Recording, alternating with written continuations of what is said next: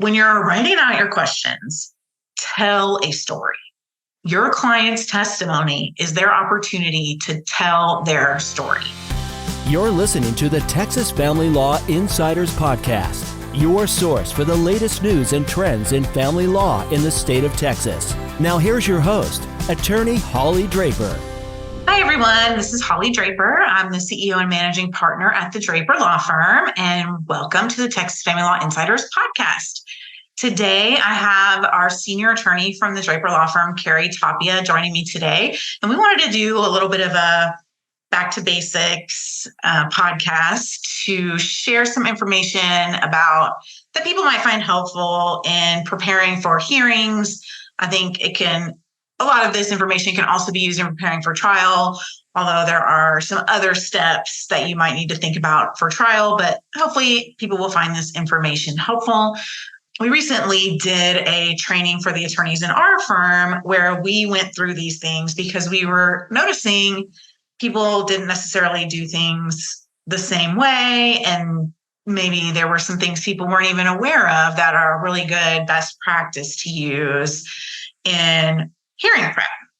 So Carrie is going to start us out by kind of talking about one of the things that I know if I'm preparing for a hearing, this is the first or one of the first things that I do, and that is preparing what I call a summary of relief requested. I know Carrie calls it something else. So Carrie, why don't you tell us what this is and give us some information on what you do to prepare? All right. So the requested relief, as I call it, is going to be your template and your guideline for every preparation that you do for the hearing. You want to make sure that it outlines everything that you're asking for from the court, and you need to make sure that it matches your pleadings. So this is not something that you want to wait until the night before the hearing or the day before the hearing to get ready, because this is also going to make sure that you're actually asking for in your pleadings what it is that your client needs and the relief that your client is looking for from the court. So make sure that it matches your pleadings. Make sure that it all makes sense and that it all reads in the same tense. Sometimes, our petitions are in one tense, but it makes more sense to have your relief requested in present tense. You want to be specific and itemize every request. Now, this is going to be court specific. There's going to be a theme, and all of these things that we're talking about is that you have to know your court, you have to know your judge about what your court wants. A lot of courts like their requested relief to be very specific, very detailed. They don't mind it being a couple of pages long, and they want to have little boxes so they can check approved or denied. Some courts do not like that. I know one court in particular, if you turn in a requested relief that's more than one page, they're not even going to look at it. So it's important to know your court and make sure that you're customizing it to meet what that judge wants. Consider including a chart that outlines the rights and duties. That way you can just check the boxes about, independent, by agreement, exclusive after consult, all the other creative things that we come up with for those conservatorship rights and duties. And if you're asking for a very customized possession schedule, consider having that attached as an exhibit A, exhibit B, rather than having it in the main body. That way the court can go and look at that possession schedule that you're asking for. Include blanks for the amounts and the start dates for the child support, medical support, dental support. And if you want to go ahead and get mediation ordered at temporary orders, leave a blank for the mediator's name and a blank for the date to mediate by. And sometimes we'll fill in those blanks ourselves. If we're specifically asking the judge, we want to mediate with this particular mediator, and that's what we're requesting, we will put it in the blank. But then we will also maybe leave a blank below, mediator, and a blank so the judge can fill in. If they choose to do something else with child support, if we know what the guideline child support amount is and we're asking for guideline child support, we may put, order father to pay guideline child support in the amount of $550 starting on October 1st, 2023. But then we'll put a line for granted or denied, and then another line below amount of child support ordered. So the court could go with our number that we requested, or they could write a different number. But by including that number in our request, we're telling the court very specifically what we want. And I think a summary of relief requested or requested relief, however you personally choose to, whatever you call it. I have yet to meet a judge who did not want this or did not appreciate it. And especially when we have, tight time limits on our hearings, it can be super helpful for the judge to know this is exactly what they want me to do here. And if you kind of went on a rabbit trail or you did something else, you can always go back to this summary of requested relief and make sure you're hitting all those points and telling the judge this is what you want. I also pretty much uniformly try to get this admitted as an exhibit. Do you, Carrie? Yes, I do. A lot of times opposing counsel will stipulate, that it can be admitted as an exhibit, but that's usually the very first question. If it's not already pre-admitted, first question to my client is exhibit P1. This is a summary of your relief requested. So you got me saying it that way. And then after it be admitted. All right. So, and I oftentimes will do it as an exhibit at the end of my client's testimony, with the idea being that we have gone through all of these things that they're requesting already. If an opposing counsel is the objectionable type and they don't want to agree to let it in, then it's more accurately a summary because you've already gone through those things. I think as a general rule, I'm never going to object to a summary of relief requested that the other side is trying to put in. And I don't think most attorneys do, but occasionally I've seen it happen. So that's something to consider. So another thing with respect to hearing prep that we want to talk about is opening statements. Should you do one? If you do one, how much should you prepare? How long should it be? I think those are the things to factor in here. We practice a lot in Collin and Denton counties, and those counties both, almost every temporary orders hearing are going to very severely restrict our time. And if I'm going to get 20 minutes aside and I have a pretty normal case, then I might just jump right into testimony.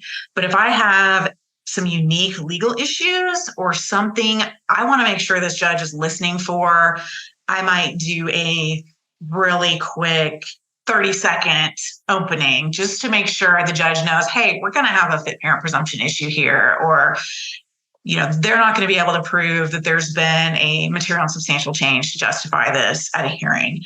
Putting the judge on alert up front to be listening for those things. How long should it be? I think depends greatly on what kind of issues are involved in your case and how much time is the court going to give you. If the court's going to give you a half a day for a temporary orders hearing, you're super lucky, but you can do a lot more in an opening statement. It can be almost more like a trial. When your time is severely limited, you're going to want to be really smart about whether or not you should do one and how long it should be. My advice is not to wing the opening statement. I see I've been doing this for a very long time, and I write out my opening statement.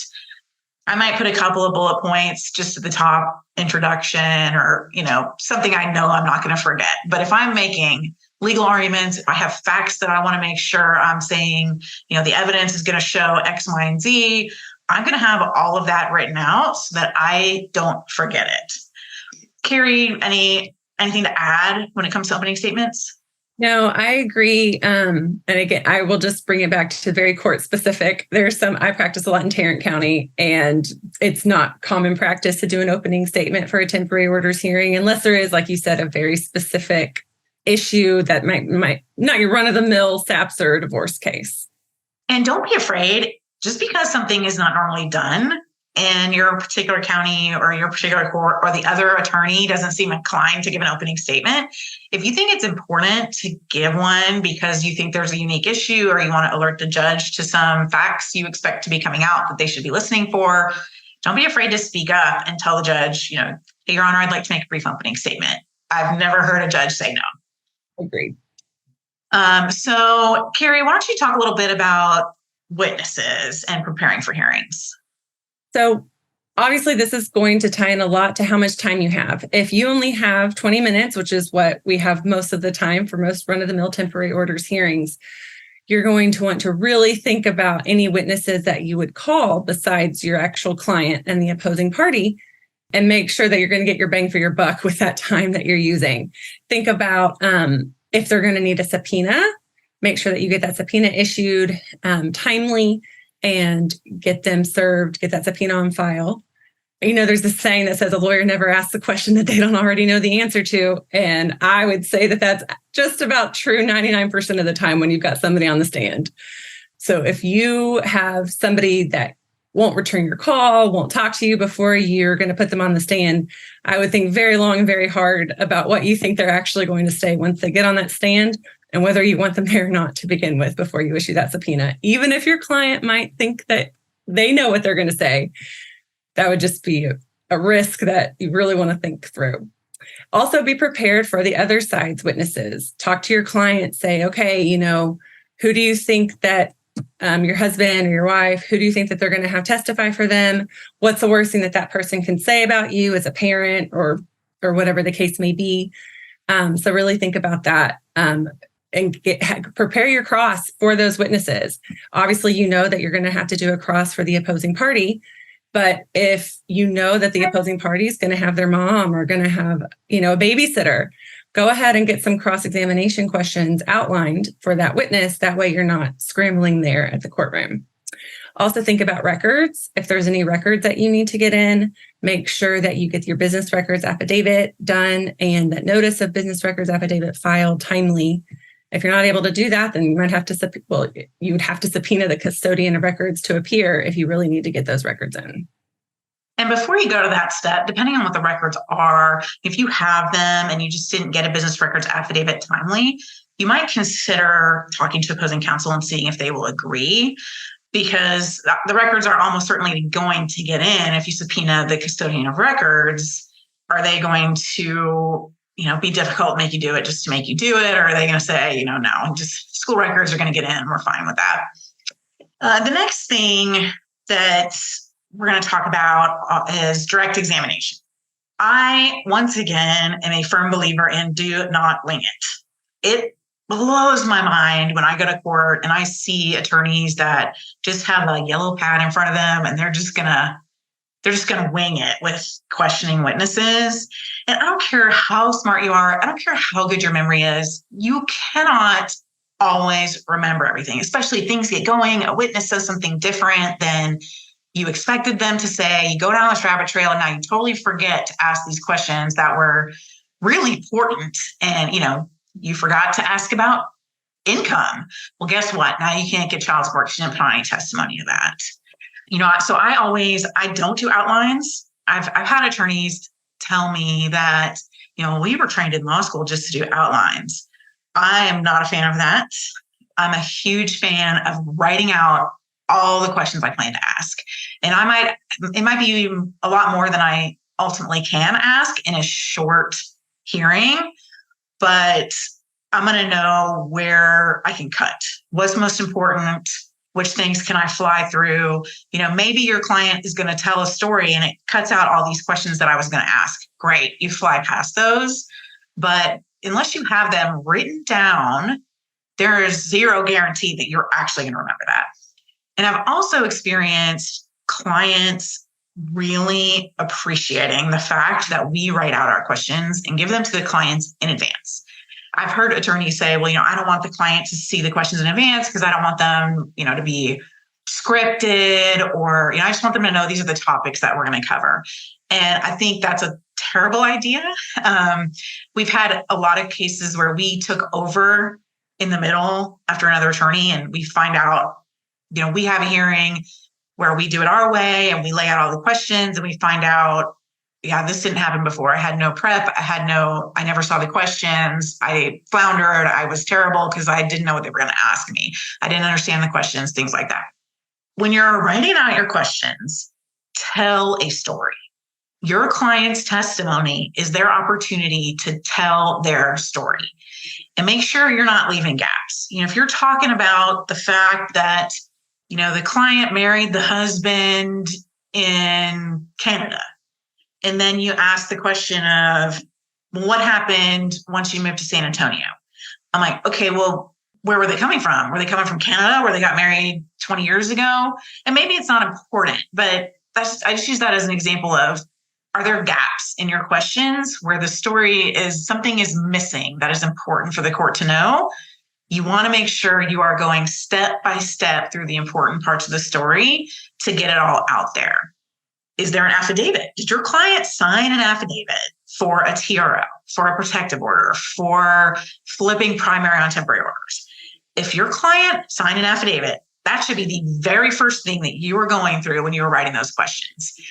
You should cover every single issue that you covered in the affidavit should be covered in the questions. There are probably going to be more, but that should be your starting point. If those are the facts that were important enough to get you an ex parte TRO, you darn sure better be covering those in your hearing. You also want to make sure, are your questions covering your summary of relief requested? Did you talk about income? Did you talk about, if you need temporary spouse support? Did you cover the financial information statement? Did you cover why they need it? Make sure you're covering all of the important issues. Don't ask leading questions on direct. Sometimes you're doing it to try and speed things along. Sometimes, especially if you didn't show your client the questions in advance, they don't know where you're going and you feel like you have to lead them. And I have seen judges allow it, but don't prepare your questions as leading questions, because if the other side objects, the judge should sustain their objection, because you shouldn't be leading your client or any of your direct witnesses. I also really recommend having a plan for cutting off a client that rambles. We have 20 minutes to get our whole story in, and this client wants to talk about things that happened 5 years ago, and they're going on and on and on. So my cue to the clients is say, thank you. And then that's their cue. Stop talking. I'm going to ask the next question. So whatever your cue is going to be, probably you don't want to stand up and wave your arms and say, shut up, but have something prepared in advance with your client that I'm going to say, okay, or thank you, or whatever it is to get them. We need to move on. You should know your case well enough to know what are the most important questions and which ones can be cut. If you have that client or a witness that's a talker, you're going to have to start cutting some of your questions. So you want to make sure the most important things are being addressed. Any other thoughts on any of those things about direct? Yeah. So when I'm writing out my questions, I like to do it with headings. Like, okay, these are the child support questions. These are the conservatorship questions. These are the possession schedule questions. And that way it's easier to, like, if your client addresses everything in one area, it makes it easier to flip through. Also, if there's just, a really big question, I need to make sure I don't accidentally skip. I'll put an asterisk or put some stars in front of it. That way I know that that's not one to miss, no matter how fast I'm running out of time. This episode of the Texas Family Law Insiders podcast is sponsored by the Draper Law Firm, providing family law appellate representation for non-parent custody cases, jurisdictional issues, property division, standing, conservatorship, possession and access, termination, parental rights, and grandparent access. For more information, visit draperfirm.com or call 469-715-6801. So after you do all your direct questions, then we need to prepare for cross. I had an attorney say recently that only baby lawyers ask leading questions on cross. I'm curious what your opinion is on that. Oh, I love cross because that's where you ask your leading questions. That's where you get to tell the story. Your client got a chance to tell the story on your direct questions. And then now when you get to cross-examine the other side, it's where you get to fill in the holes and say, really ask those leading questions and get the other side to say what you want them to say. That's funny. I've never heard that, only baby lawyers. I disagree completely. I am 100% an advocate of your cross questions, with the exception of, could you please state your name or whatever, if you happen to be just calling an adverse witness. And by the way, adverse witness questions should be treated like cross questions, even if you're calling them first. But yeah, your questions should be leading. You're making a point, and by asking an open-ended question of a witness on cross, if they're smart, they're going to say something that helps their case and not yours. Right. That's interesting. All right. But so when we're preparing your cross, if the other side has an affidavit, I always, obviously you send it to your client, but when I send it to my client, I always ask them, okay, I want you to say your side of the story. So if they say, I went outside and the sky was blue, but really the sky was gray, I want you to say, no, it wasn't, it was gray. Because that's how I then know, I wasn't there. Usually these affidavits are about an incident that occurred. There's two sides to every story. The affidavit is one side. So I want my client to tell me their side of the story, and then I can go through and systematically undermine what that person put in their affidavit. Always prepare ahead of time. Like I said, or like Holly said, don't want to do this on the fly. Prepare your cross, get those to your client ahead of time too, to make sure that your client knows what you're asking the other side.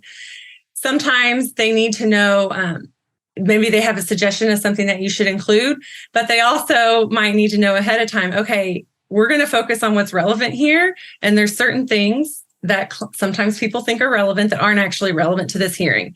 And it's better for your client to know ahead of time, no, we're not going to be talking about that at this hearing because it's not relevant.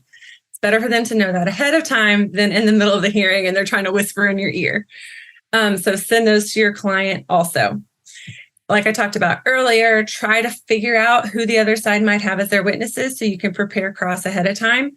But that's not always possible. So what I do is when I see who's there, I'm looking around the courtroom, ask my client, okay, who is that? What are they going to say? When's the last time they saw you? When's the last time they saw your kids? What could they possibly have to offer that's relevant for this proceeding? And then always give your client a legal pad or something to take notes on. And I always tell my client, take notes. If there's something that you want me to ask this witness, I need you to write it down and hand it to me rather than whisper it in my ear while I'm trying to lodge objections and listen to the testimony. So another thing, you mentioned the other side do an affidavit. I always also like to look at, did our own affidavit, if our client filed an affidavit for the TRO or for the protective order or whatever, there's usually a lot of stuff in the affidavit that's not really admissible through our client. Or our client said, he said X or he did X. Well, so this is, you want to bring questions in about that. Isn't it true that you did X? And, well, you really said this, didn't you? And he's probably going to say no, but you kind of got it out there at that point. A lot of cross does happen on the fly because it's based on what is said in direct. But you should have as many cross questions prepared in advance as you can. And I know you mentioned giving it to your client because they, they'll kind of know what you're going to ask about. I think it's also important to give it to your client because they might say, don't ask him that question because he's going to say, that's not a good question for whatever reason, because it's going to be bad for me. And by preparing those in advance and letting your client see it in advance, you can find that stuff out instead of just throwing it out there and now it's a bad fact and that you got out of the other side for your client. So the next thing we need to do in prepping for a hearing is get exhibits ready.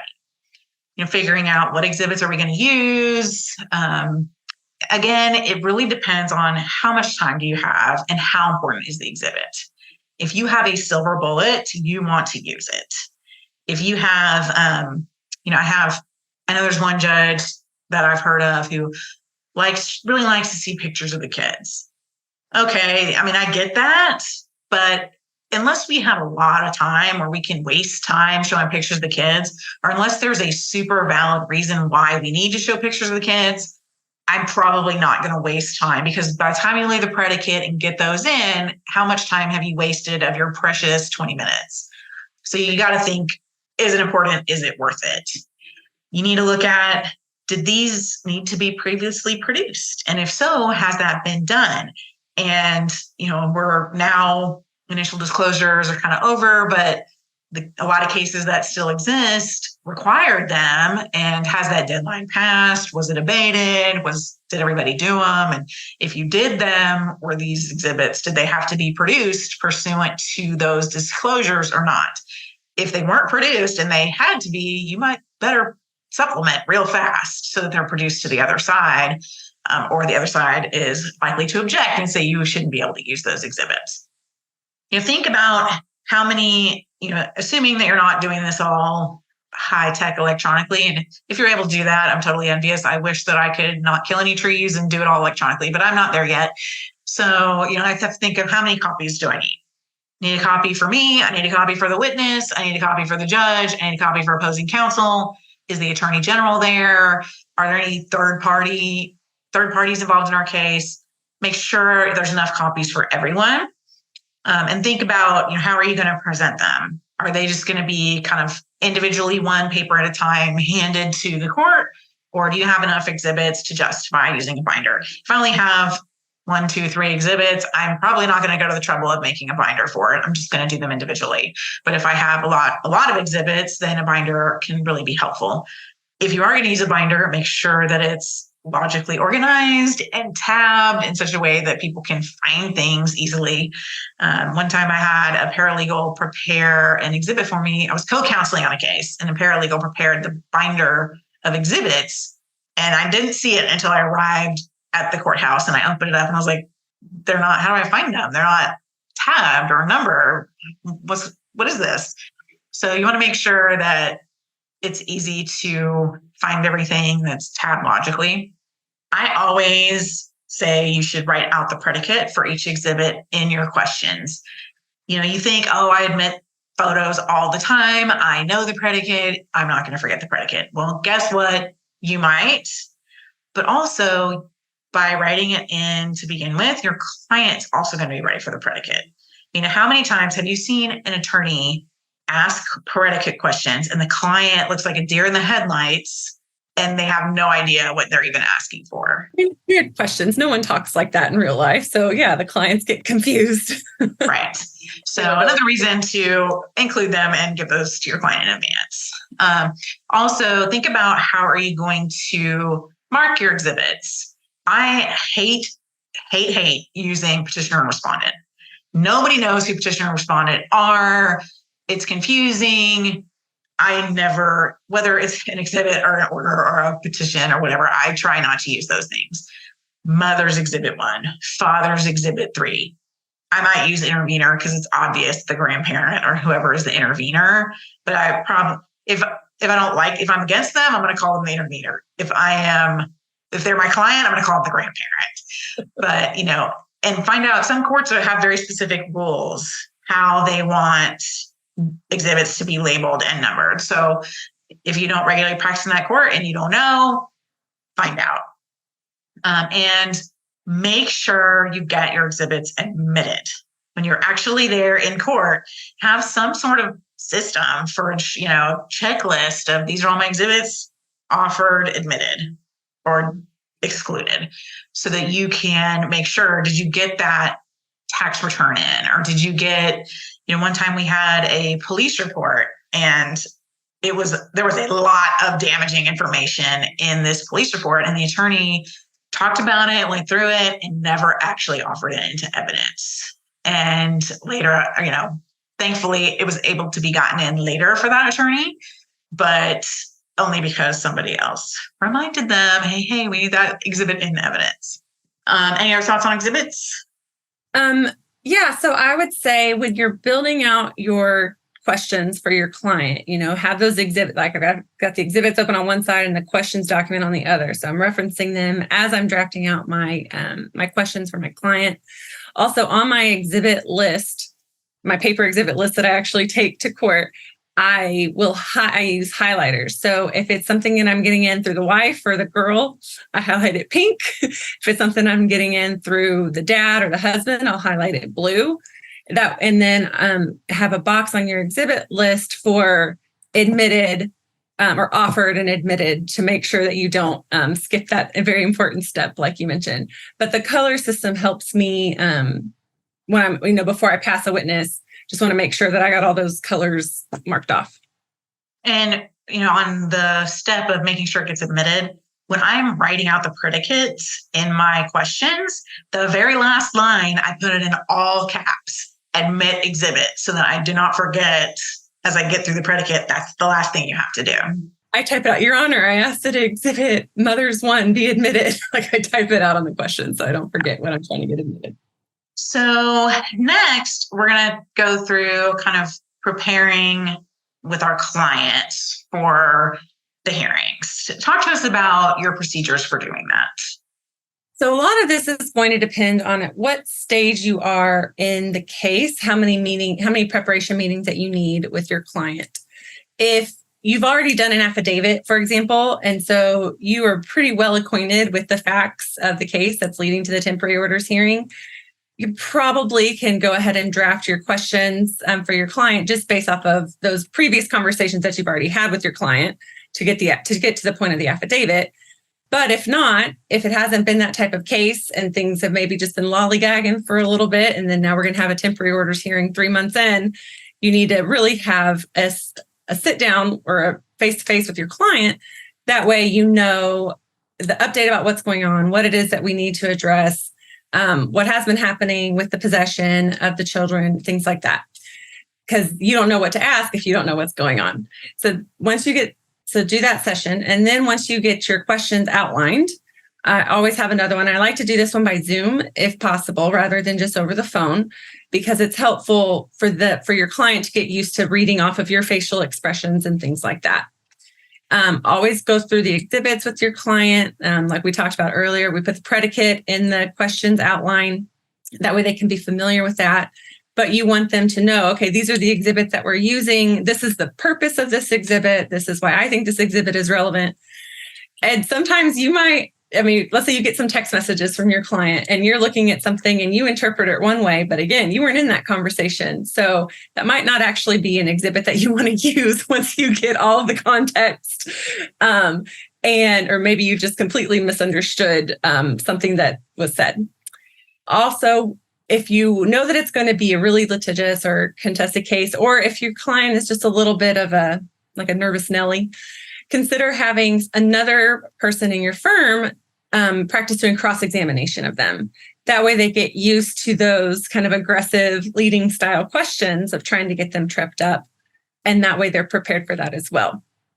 You also want to prepare your client for objections and prepare yourself for objections. Tell your client, if the other side makes an objection, no worries, let me handle it, just stop talking. And then let the judge make their ruling. Also want to talk to your client about their behavior, their demeanor, their facial expressions. You don't want somebody throwing a tantrum in the middle of the courtroom. And you don't want the judge to see you acting that way. So don't make it obvious that you're upset. Don't have strong reactions. Just make a note for me. And that way we can address it and move on. So we've mentioned this a few times, but I think it's worth repeating. Check your local rules. Make sure, there may be countywide local rules, and there may be court-specific rules for how your particular court wants to do things. And particularly if you've never been in this court, or you're not very frequently in this court, or this court just got a new judge, go pull those and make sure you are familiar with whatever their procedures are. Do exhibits need to be exchanged in advance? We never used to do that. And then with COVID, people started exchanging exhibits in advance because of Zoom.